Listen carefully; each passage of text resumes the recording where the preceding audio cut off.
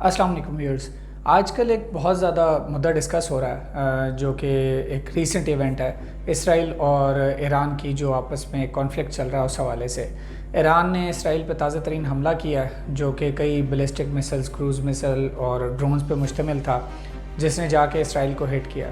اب اسرائیل کا جو ڈیفنس سسٹم ہے وہ 3 لیئرز پہ موجود ہے، جس میں ایرو 2 اور ایرو 3 سسٹمز موجود ہیں جو کہ بیلسٹک مسلز کو ارتھ کے ایٹماسفیئر میں ہی تباہ کرنے کی صلاحیت رکھتے ہیں اور تقریباً 300 کلومیٹر دور جو ہے وہ ان کو تباہ کر دیتے ہیں تاکہ ان کی ایک آسان ڈسپرسل ہو سکے، یعنی وہ ارتھ کے ایٹماسفیئر میں داخل نہ ہوں اور زیادہ نقصان نہ کریں.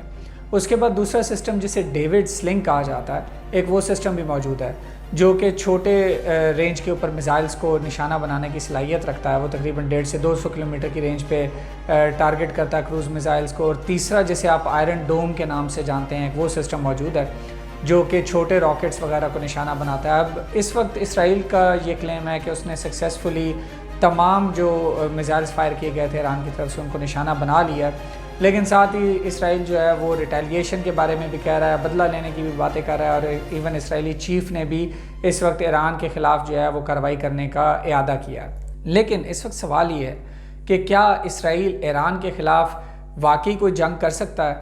اگر آپ فوجی طاقت کے حوالے سے ایران اور اسرائیل کا کمپیریزن کریں تو اسرائیل کی جو ایئر فورس ہے اس میں F-35، F-16 اور F-15 جیسے جو طیارے ہیں وہ شامل ہیں، اور اسرائیل انہی طیاروں کی مدد سے غزہ کے اندر جو ہے وہ بہت زیادہ بمباری بھی کرتا رہا ہے. اس کے بعد ٹینکس کی بات کریں تو ان کے اپنے ٹینکس موجود ہیں، ان کے پاس ملٹری ہارڈ ویئر ہے جو کہ USA کی طرف سے پرووائڈ کیا گیا ہے. USA نے اب تک اسرائیل کو تقریباً $300 بلین کی ملٹری ایڈ دی ہوئی ہے.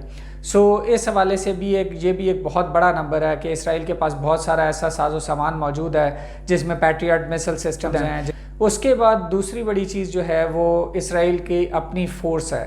اس کی فورس جو ہے وہ گوریلا ٹیکٹکس میں ٹرین ہے اور کافی عرصے سے جنگیں لڑتی آ رہی ہے. 5 ارب اسرائیل جنگیں ہو چکی ہیں. یمن کے ساتھ بھی جنگ چل رہی ہے اسرائیل کی، اور یمن کے ساتھ مختلف جھڑپیں وغیرہ چلتی رہتی ہیں.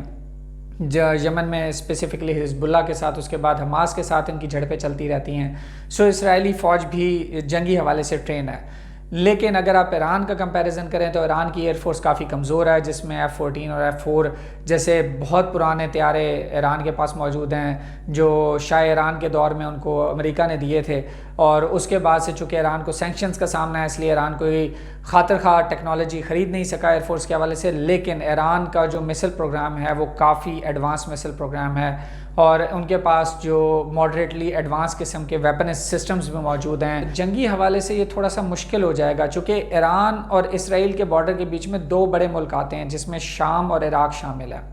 اب شام اور عراق جو ہے وہ کسی حد تک ایران کے ساتھ جو ہے وہ جڑے ہوئے ہیں، ان کے ٹائز ہیں چونکہ وہ اسلامک ملک بھی ہیں، اور اس کے علاوہ شام جو ہے یعنی سیریا جو ہے وہ رشین بلاک کے ساتھ ہے. اسی طرح ایران بھی رشین بلاک میں شامل ہے، جبکہ عراق کے اندر ڈی اسٹیبلائزیشن جو ویسٹرن کنٹریز کی وجہ سے آئی تھی اس کے بعد سے تھوڑا سا عراق کا بھی ایران کے ساتھ لیزون زیادہ ہے. اب عراق جو ایرانی میزائل فائر کیے گئے تھے وہ عراق اور شام کے ہی سرحد سے ہو کے گزرے ہیں، یعنی جو اس کی ہوائی سرحد ہے اس سے ہو کے گزرے ہیں. لیکن اب سوال یہ ہے کہ کیا اسرائیل کے پاس یہ آپشن ہے کہ وہ وہاں سے بیٹھے ہوئے ایران کے اوپر حملہ کر سکے؟ یہ کافی مشکل لگتا ہے چونکہ گراؤنڈ فورسز بھیجنے کے لیے اس کو 2 ملکوں کو کراس کرنا پڑے گا، اور اتنی بڑی فورس کو موبلائز کرنا اتنے بڑے لیول کے اوپر کہ ایران پہ حملہ کیا جا سکے وہ ناممکن نظر آتا ہے. اس کے علاوہ جو ایران کی محل وقوع ہے وہ بالکل افغانستان سے ملتا جلتا ہے، پہاڑ، ریگستان، وہاں پہ بڑی مشکل قسم کی ٹرین موجود ہے.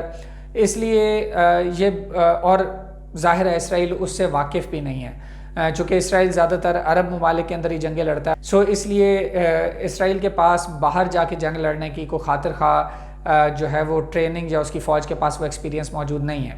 اب سوال یہ پیدا ہوتا ہے کہ اگر وہ اتنے بڑے پیمانے پہ زمینی فوج نہیں بھیج سکتا، یعنی بوٹس آن گراؤنڈز نہیں بھیج سکتا، تو دوسرا آپشن کیا ہے؟ دوسرا آپشن بات کی جا رہی ہے کہ وہ ہوائی جہازوں سے حملہ کرے، چونکہ ظاہر ہے اس کے پاس اسٹیلتھ فائٹرز ہیں، F-35 ہیں، اس کے پاس F-16 ہیں، F-15 ہیں، وہ جا کے حملہ کر سکتا ہے. اس کے پاس مختلف قسم کے الیکٹرانک وارفیئر کے جو ہے وہ جہاز موجود ہیں. لیکن اس میں ایک بہت بڑا پرابلم ہے کہ اس کو 2 ملکوں کا ایئر سپیس کراس کر کے جانا پڑے گا اور اس کو ایک بہت بڑا فاصلہ طے کرنا پڑے گا.